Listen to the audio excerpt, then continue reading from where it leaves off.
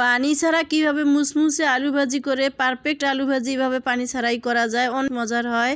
তো hello everyone, আসসালামু আলাইকুম। আশা করি আপনারা ভালো আছেন, আমিও আল্লাহর রহমতে ভালোই আছি। তো আজকে নিয়ে আসলাম আপনাদের মাঝে, দেখেন এই আলু ভাজিটা যে এত মজার হয়, যারা খাননি একবার হলেও খেয়ে দেখবেন।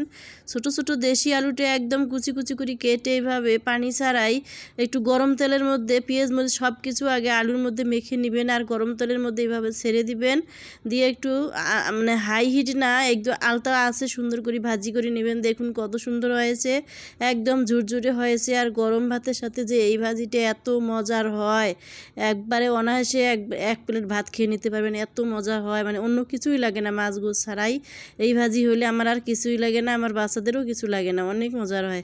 তো দেখেন এর মধ্যে আর পাতলা ডাল রান্না করলাম, আর এখন আমি ইফতারির আয়োজন করতেছি। তো ইফতারির আয়োজন এই দেখেন, মিষ্টি কুমড়ো পাতা দিয়ে চপ বানাইলাম, কারণ এই পাতা চপ বানালে অনেক ভালো লাগে। তো এগুলো মেরিনেট করে ভিজিয়ে রেখেছিলাম।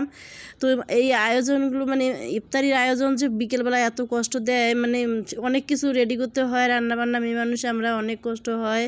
তো দেখেন এখন লাল লাল মুচমুচে পেঁয়াজি ভাজি করতেছি, আর এই পেঁয়াজিগুলো বানাইতে গেলে একটু চালের গুঁড়ো দিবেন, দেখবেন যে অনেক মুচমুচে হয়ে যাবে, আর খেতেও অনেক ভালো লাগে এই চালের গুঁড়ো দিয়ে। মানে ভালো লাল লাল, দেখেন কত সুন্দর কালারটা হয়েছে। ডাল দিয়ে ভাতের সাথেও খাওয়া যায়, শুধু ইফতারি না, এটা ভাতের সাথেও খাওয়া যায়। তো দেখেন আলু ভাজি দিয়ে আমি ভাত খাইতেছি, ইফতারি করছি। এখন ইফতারি করে আলু ভাজি দিয়ে ভাত খেলাম, এখন তরমুজ কাটবো। দেখেন ফ্রিজ থেকে তরমুজ বের করলাম, আর তরমুজটা দেখেন কত সুন্দর লাল, এত মিষ্টি এগুলো তরমুজটা, মানে অনেক সুন্দর লাল, অনেক মজার হয় এই তরমুজটা খেলে। আর তৃপ্তি করে তরমুজটা খেলাম, কারণ এত পিপাসা লাগছে আজকে, আর রোজার মাস, মানে এত পিপাসা আজকে আমি, মানে কোনোদিন মনে হয় এরকম রোজা আমার লাগে নাই। তো আজকে দেখেন তরমুজ খেলাম এরকম করে কেটে, অনেক ভালো লাগলো। আর তরমুজটা অনেক লাল ছিল। আর দেখেন তোর ইয়ার মধ্যে ফ্রিজে আমি ফ্রোজেন করে ইয়েগুলো রাখছিলাম, বুটগুলো। এইভাবে কারা কারা রাখেন জানি না, আমি একবারে 1 কেজি বুট সিদ্ধ করি ফ্রিজে পলিথিনে রেখে দিয়েছি। তারপরে দেখুন একটু একটু করে বের করে আমি ভাজি করি, আর মাছ এভাবে ভাগ করে নিয়ে আবার ফ্রিজে রাখি।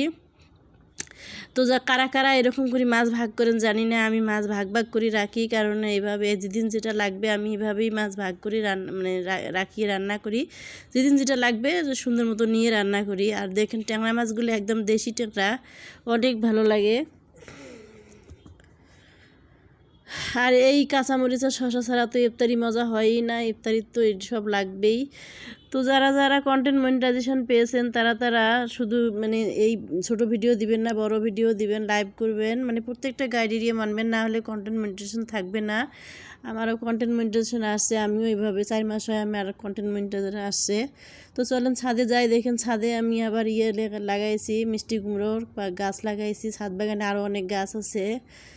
তো দেখেন পাতাগুলো কত সুন্দর হয়েছে, আর এত সুন্দর ডগমটো হয়েছে। তো আজকের ভিডিওটা এখানে শেষ করতেছি, আল্লাহ হাফেজ।